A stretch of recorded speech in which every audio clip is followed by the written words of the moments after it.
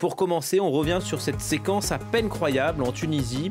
L'arrestation musclée samedi soir de l'avocate Sonia Damani en plein direct sur France 24, accusée d'avoir ironisé sur la situation en Tunisie. Ce lundi, l'Ordre des avocats à Tunis a décrété une grève. Odile Longueval.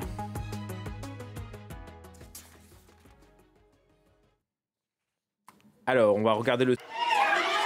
Jamais la police tunisienne n'avait osé prendre d'assaut l'Ordre des avocats. C'est désormais chose faite. Encagoulés, des agents des forces de sécurité interpellent Sonia Damani, avocate, sous les cris de ses collègues. Il y a une semaine, sur un plateau, elle avait ironisé après une remarque sur la situation migratoire en Tunisie. Mais de quel pays extraordinaire on parle?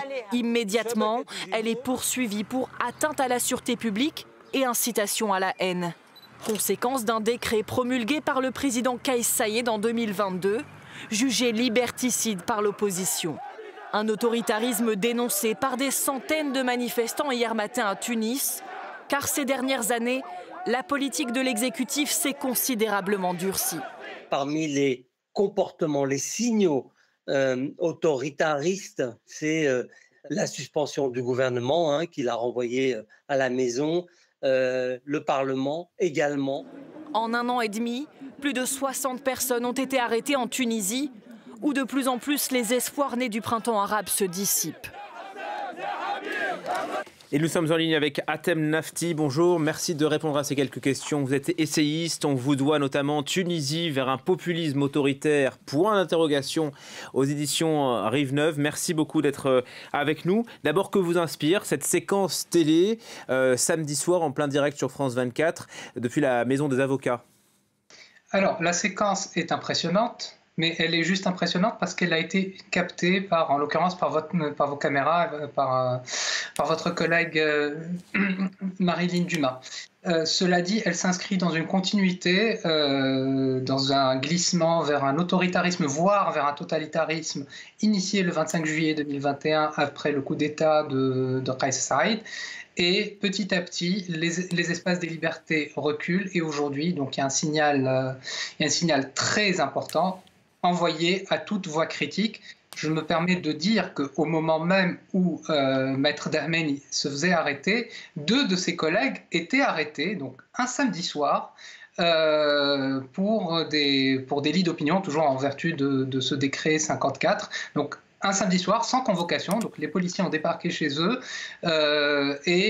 donc les ont arrêtés. Leur garde à vue a été prolongée et Madame Damani vient d'avoir un mandat de dépôt délivré à son encontre ce midi.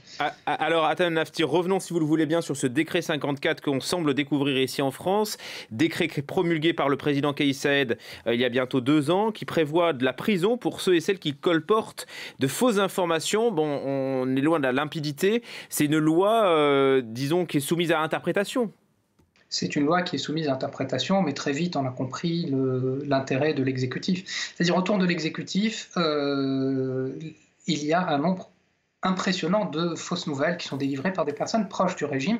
Elles ne sont jamais, mais jamais arrêtées, jamais interpellées, jamais même inquiétées. Donc je vous ai parlé des personnes qui officient dans la même émission que Madame Damani à la radio, qui ont été arrêtées. Sur ce même plateau, il y a un propagandiste du régime qui, pas plus tard que vendredi, et si vous voulez, à propos de cette affaire, a donné une fausse nouvelle et il n'a absolument pas été inquiété dans la mesure où, encore une fois, c'est une loi qui vise clairement les opposants. Maintenant, nous avons 60, d'après les ONG, il y a 60 personnes entre politiques, journalistes et même citoyens lambda qui ont été poursuivis par le gouvernement en vertu de ce décret. À chaque fois, c'était pour la critique du régime, jamais de fausses informations. Et Dieu sait qu'il en est, j'en ai même été victime, de la part des proches du régime. Eux, ils ne sont jamais inquiétés. Donc c'est clairement une tentative d'un côté de musellement de l'opposition et une tentative aussi de faire peur. C'est-à-dire que le dispositif utilisé pour arrêter Madame Damani, arrêtée comme une vulgaire terroriste, et aussi ses deux camarades, un samedi soir, je le rappelle, c'est-à-dire où le parquet et la police travaillent à minima sur des affaires urgentes. L'idée est claire et nette, c'est y compris si vous êtes modéré, parce que Morad Zridi, qui a été arrêté, a un discours critique, même un discours très, très modéré, très pondéré quand il parle. L'idée, c'est que même si vous êtes pondéré et modéré, si vous êtes contre ce régime, vous allez avoir des ennuis. Il y a une grève générale des avocats de Tunis qui a été annoncée dans la foulée. Selon vous, il y a l'espoir que la société civile reprenne la main alors que la répression là se durcit? Malheureusement, non. J'ai malheureusement peu d'espoir. Ça ne me fait pas plaisir de dire ça. J'ai malheureusement peu d'espoir parce que, d'une part, une partie de la société civile a accompagné ce mouvement. C'est un mouvement qui n'est pas né, donc je vous ai dit, ça remonte à 2021. Une partie de la société civile a béni le coup d'État en expliquant que, parce qu'il y avait certains de leurs adversaires politiques, en l'occurrence les islamistes, mais pas que, qui étaient lésés par le coup d'État. Et donc, une partie de la société civile a, au moment où où le président était en train de mettre en place ce système autoritaire, a signé des chèques en blanc au président, a expliqué qu'il n'avait pas violé la Constitution. Or, il a clairement violé la Constitution, que ce n'était pas grave, que tout ceci s'explique par l'état d'exception décrété donc, par le président de la République. Aujourd'hui, oui, il y a une certaine prise de conscience, mais malheureusement, je pense que c'est trop tard parce que le régime a eu le temps de se déployer et de mettre les instruments nécessaires. Il y a eu déjà des grèves, y compris des magistrats, il y a un an. Il y a eu une grève qui a duré un mois de tous les magistrats de Tunisie, quand le président a mis au pas la justice. Ça a duré un mois, et puis bon, finalement, tout est revenu. L'année dernière, il y a eu des arrestations d'opposants politiques. Maintenant, c'est clairement les acteurs médiatiques et aussi les acteurs associatifs en lien avec la question migratoire qui sont arrêtés, mais le pouvoir s'est suffisamment déployé et suffisamment fort aujourd'hui. Malheureusement, je ne vois pas, j'espère vraiment me tromper, mais je ne vois pas d'issue parce que le pouvoir est aujourd'hui suffisamment fort et surtout, tout ceci est assez populaire, il faut aussi le dire. Voilà, c'est une question sur ça, sur l'état de l'opinion publique, parce que vous parlez de prise de conscience. Est-ce qu'elle est majoritaire alors que le mandat de Kais Saïed arrive à son terme bientôt? Si vous voulez, Kais Saïed a des résultats très faibles. La crise économique est très importante. On a parlé aussi de la crise sociale entraînée par la crise migratoire.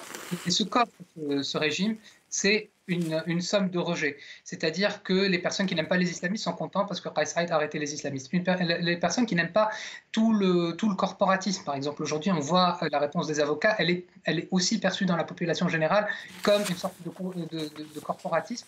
Et donc, l'idée que Kais Saïed vend à la population, c'est: je suis en train de vous débarrasser de tous les puissants.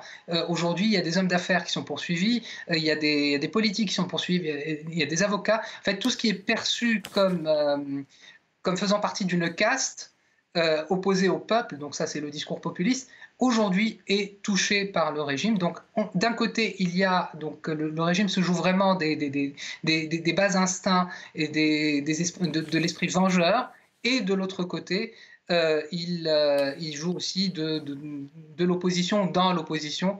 Et ce qui fait que je pense que malheureusement, c'est quelque chose qui va se poursuivre. Surtout que maintenant, on a vraiment installé un climat de peur. Je pense que ce qui s'est passé samedi est un message clair et net aux opposants, et on le voit y compris sur les réseaux sociaux. Les gens ont de plus en plus peur de s'exprimer parce qu'on leur a expliqué, si jamais ils n'ont toujours pas compris, que même si vous n'êtes pas d'accord mais que vous le faites de manière polie, pondérée, vous n'échapperez pas à des poursuites, et des poursuites spectaculaires. Merci infiniment Hatem Nafti d'avoir répondu à nos questions sur France 24. Je renvoie vers votre livre Tunisie vers un populisme autoritaire. On a bien entendu que vous seriez tenté d'enlever le point d'interrogation, paru aux éditions Rive Neuve. Merci encore. Merci.